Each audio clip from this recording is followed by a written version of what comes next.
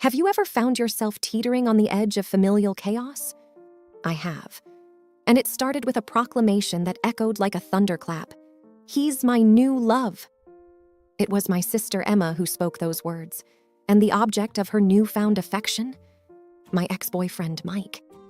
This is a tale steeped in tension, swirling emotions, and unexpected alignments. A tale that unfolded around dinner tables, under the gaze of the stars, with whispers in the shadows. It's a voyage through strained bonds and agonizing silence, a journey seeking redemption in the throes of betrayal, a quest for reconciliation, forgiveness, and perhaps a second chance at being a family. My name is Jennifer, and this is my story. The day started ordinarily enough, with the morning sun casting a delicate gold haze through the blinds, whispering promises of a day yet to unfold. It was a quiet Saturday until my mom announced we were having a family dinner with a special guest. I didn't think much of it. Family dinners were pretty common in our house. It wasn't until my sister, Emma, declared, "He's my new love," that my world started spiraling. Turns out, her new love was none other than my ex, Mike. A million thoughts raced through my head. Could she really stoop this low? I questioned, my heart weighed down by a mixture of betrayal and sadness. As the day passed, the air grew tense, filled with unspoken words and sideways glances, and I just knew, I had to do something. I didn't want to stoop to her level, but I was craving revenge, a small taste of the humiliation she so easily served me. As everyone started preparing for the night, I conjured up a plan. I decided to present a slideshow of all the embarrassing moments of Emma's life. I wanted her to feel the sting, the burn of humiliation, just like I did when she paraded Mike in front of me. I dug through old photo albums, scavenged through boxes filled with forgotten memories, every childish doodle, every awkward family photo that screamed awkward phase. Finally, after a couple of frantic hours, my masterpiece was ready. This will teach her the consequences of playing with someone's feelings, I thought, as a dark satisfaction settled in my chest. I set up the projector in the living room and waited for everyone to arrive, my heartbeat racing, a cocktail of anticipation and nervousness bubbling inside me. As the guests started filling the room, whispers and hushed voices merged into a symphony of suppressed curiosity. Why is the projector here? The guests wondered. I could see Emma glancing nervously at the screen, but Mike seemed blissfully unaware, a puppet in this game of deception and revenge. Dinner started with a deceptive calmness, like the silent surface of a deep, turbulent sea. Each tick of the clock felt like a taunt, amplifying the tension in the air. I could feel the air grow denser, heavier, with every passing second, a storm brewing in the confines of the dining room. Finally, it was time to unveil my magnum opus. With my heart hammering against my ribs, I clicked the remote, and the first image splashed across the screen. It was a picture of Emma, around 6, nose caked in chocolate, eyes gleaming with mischief.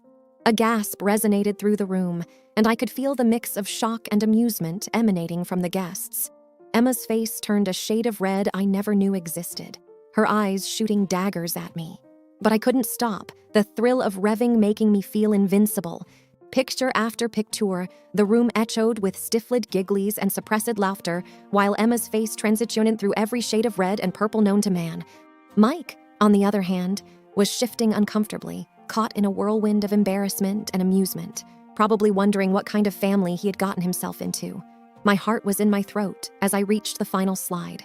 I hesitated for a moment, wondering if I had gone too far, but the sight of Emma, her face a concoction of rage and humiliation, fueled me on. The last picture was a doozy.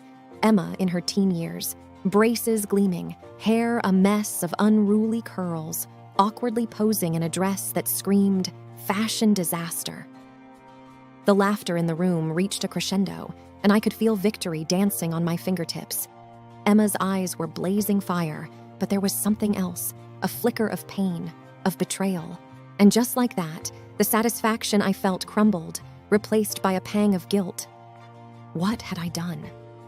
Emma stormed out of the room, her face a mask of fury and embarrassment. I sat there, the laughter around me sounding distant, my triumph quickly transforming into a pool of regret. The images, meant to be the pawns in my game of revenge, now felt like sharp knives cutting through the fabric of our relationship. What a way to ruin a family dinner, I thought, feeling the eyes of the family boring into me, a mix of reproach and shock etched on their faces. In that suffocating silence, I wondered whether my quest for revenge was worth the price of my sister's tears. Was a fleeting moment of satisfaction worth the shards of a broken bond? Mike, who had become the unwitting spectator in our family drama, was visibly uncomfortable, and for a moment, I regretted dragging him into this mess. The dinner continued in an agonizing silence. Each bite felt like swallowing stones. My mind was a whirlwind of regret, a relentless echo of, I shouldn't have done it. My initial feeling of righteousness was now drowning in a sea of remorse and guilt, a loud reminder of the damage I had caused.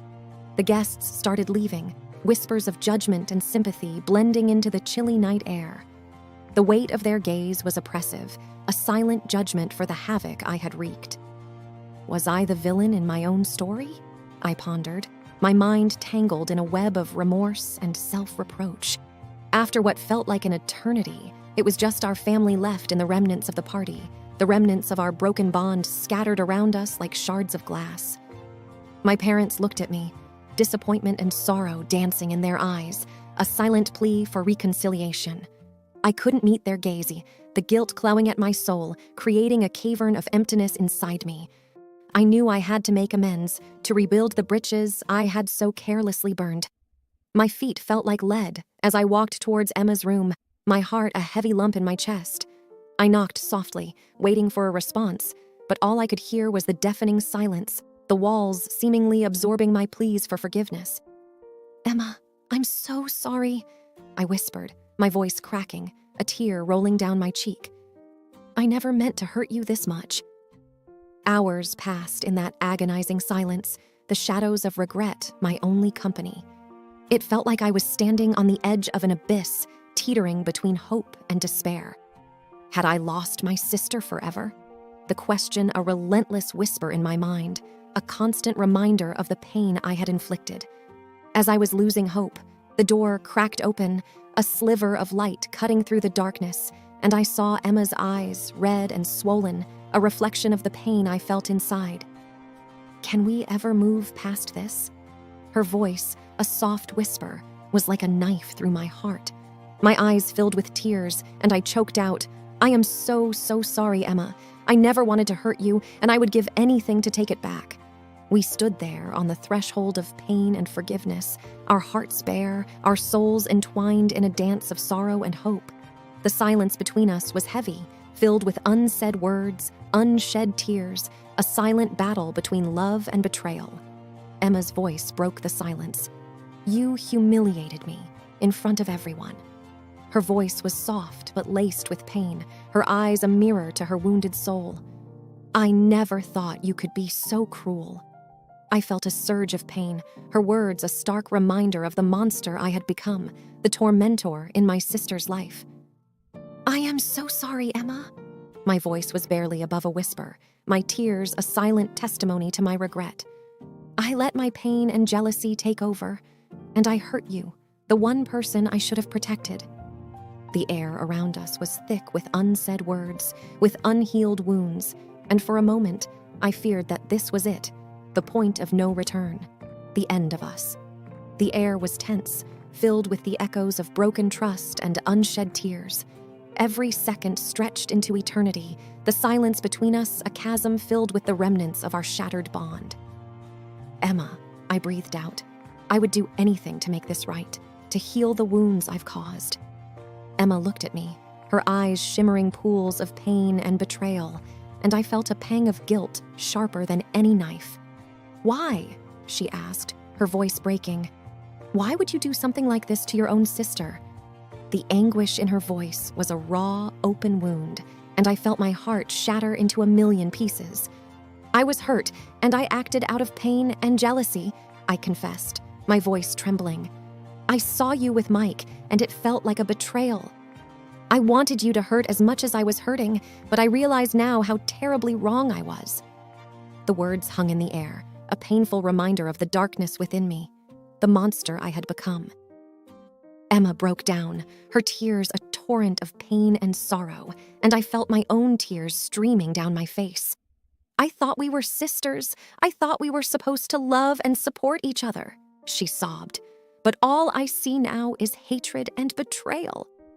Her words were like a punch to my gut, a stark reminder of the pain I had inflicted, the damage I had done. I never hated you, Emma, I said softly, my heart aching. I was just so blinded by my own pain that I lost sight of what truly mattered. And I am so sorry for hurting you. I reached out to her, my hand trembling, hoping for a touch, a sign of forgiveness, but she recoiled, her eyes filled with pain and mistrust. I don't know if I can ever forgive you, she whispered, her voice breaking, and I felt my heart sink. I never meant to fall in love with Mike. It just happened, and I was going to talk to you about it. I wanted your blessing. Her confession felt like a cold splash of water, a revelation that shook me to my core. I never knew. I never realized, I stammered. I just saw you two together and felt betrayed. I acted impulsively, without thinking about the consequences, without considering your feelings. I looked at her, my vision blurred by tears, and said, if I could turn back time, I would, in a heartbeat.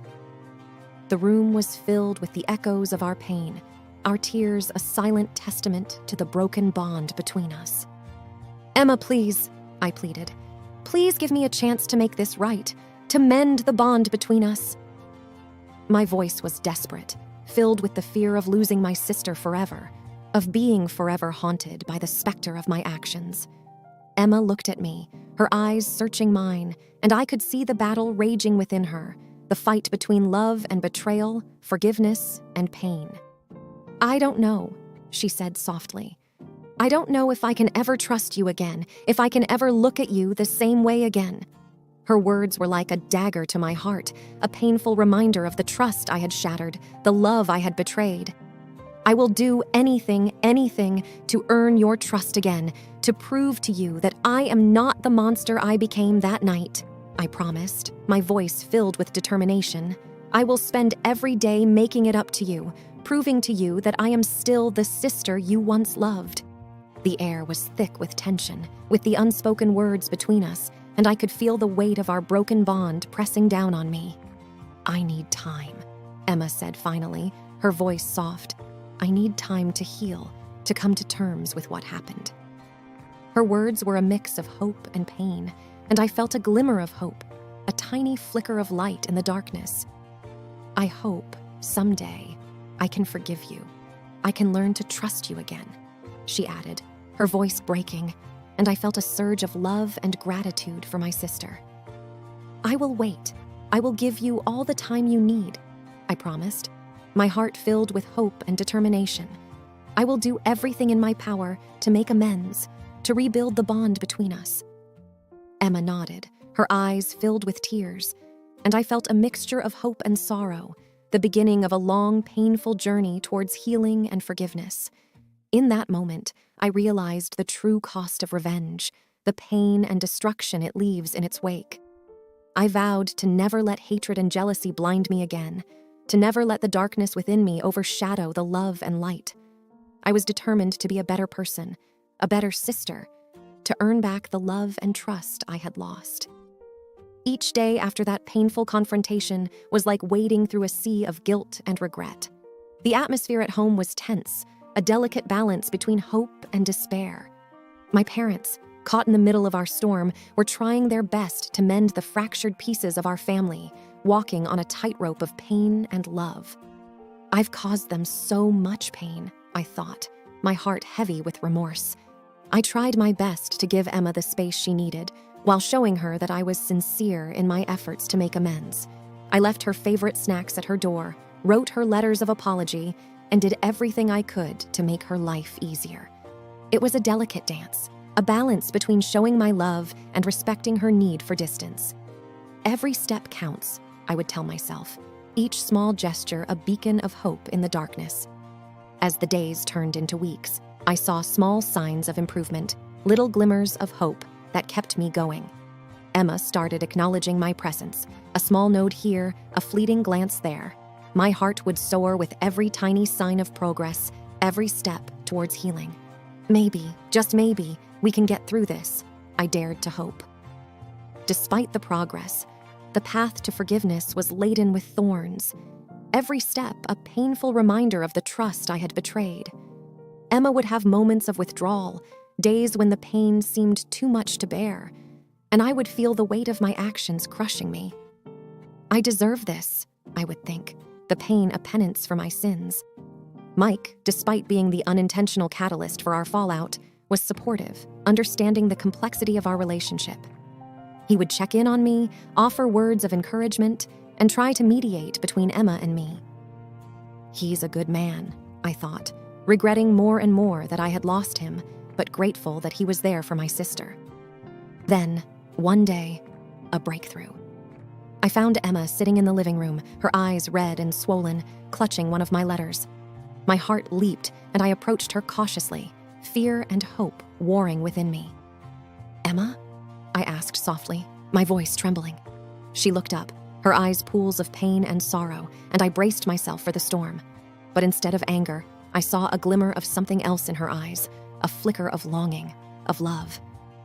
"I've read your letters," she said, her voice breaking, "and I see how much you're trying, how much you regret what you did." A surge of hope filled my heart, and I sat next to her, my soul aching for connection, for forgiveness. "Emma, I am so sorry for everything," I said, my voice choked with tears. "I would give anything to take it all back, to make things right." Emma reached out, her hand shaking, and touched mine. It was a small gesture, but it felt like a lifeline, a beacon of light in the darkness. "I'm not ready to forgive you completely," she said softly, "but I'm willing to try, to work on rebuilding our relationship." Tears filled my eyes, and I clung to her hand, a lifeline in the storm. "Thank you, Emma," I whispered. "Thank you for giving me a chance, for letting me try to make amends." We sat there, hand in hand, a fragile truce in our battle of pain and love. Emma and I started going to therapy, individually and together, working on healing our wounds, on rebuilding trust. It was a painful process, a journey of self-discovery and growth, but it was necessary, a step towards reconciliation. We can do this, I would think, each session a step closer to forgiveness. As the weeks turned into months, I saw the transformation in our relationship, the gradual rebuilding of trust and love. Emma started opening up, letting me in, and I did everything in my power to show her that I had changed, that I was worthy of her trust. I will never hurt her again, I vowed, my resolve stronger than ever. We started creating new memories, building new bridges, learning to trust and love each other again. It was a slow process, a delicate dance of love and forgiveness, but we were committed, determined to overcome the shadows of the past. The months drifted by, like leaves in the wind, and the contours of our strained relationship began to smooth. The air between us was no longer electric with tension, but imbued with a tentative, fragile hope. The therapy sessions were like a balm, slowly healing the wounds and scrapes festering in our souls. Is it too much to hope? I often wondered, feeling the fragile threads of our bond strengthening day by day. Mike and Emma, meanwhile, were like two celestial bodies orbiting around each other. Their relationship, albeit fraught with its own set of complexities, seemed to be a beacon of stability amidst our turbulent lives. Perhaps it was meant to be, I pondered, watching them navigate through their shared existence with mutual respect and understanding. It was during one serene evening, the golden rays of the setting sun bathing the room in a warm glow, that Emma approached me, a tentative smile playing on her lips. "I think," she hesitated, her voice barely above a whisper, "it's time for us to host another family dinner." Her words hung in the air, a fragile hope encased in a bubble. I could feel my heart racing, a flurry of emotions battling within me. Is this the moment of reconciliation we've been working towards? I thought, apprehension and hope warring within me. I nodded, unable to trust my voice, my eyes moist with unshed tears. Preparations for the dinner were like weaving a tapestry, threads of hope and fear interlacing. The air was thick with anticipation, every detail meticulously planned, each step a dance between hope and trepidation. Could this be a new beginning? I dared to believe, each gesture, each word carefully measured. The day of the dinner arrived, the air buzzing with a mixture of excitement and anxiety. I could feel the tension like a live wire pulsating through the air, and I was a bundle of nerves, my heart in my throat. Will we finally close this painful chapter? I wondered, my thoughts a tumultuous sea. As our family gathered around the table, the air was laced with a fragile, hopeful energy. Conversations were like delicate blooms, carefully nurtured, every word a step towards healing. I could see the cautious optimism in everyone's eyes, the flicker of hope dancing in their souls. This is it, I told myself, the moment of truth. And then it was time for the toast, a tradition in our family gatherings. My hand tremored as I lifted my glass, my voice shaky. To new beginnings, I declared, my eyes locked with Emma's, to love, forgiveness, and second chances. The room echoed with the clinking of glasses, the air filled with a silent prayer for healing. The moment was electric, the air charged with emotions, and I could feel the tears welling up in my eyes. Have we finally reached the shore? I pondered, my heart brimming with hope and love. It was then that Emma stood up, her glass raised, her eyes shining with unshed tears. To my sister, she declared, her voice choked with emotion, for showing me the true meaning of love and forgiveness. The room was silent, the air thick with emotions, and I could feel the tears spilling down my cheeks. Have we finally found our way back to each other? I marveled, my soul aflutter with hope. We locked eyes, and I saw the love, the forgiveness, the healing in her gaze. It was a moment of profound connection, a beacon of light in our journey of pain and redemption. With each passing day, I saw the transformation in our relationship, the gradual rebuilding of trust and love.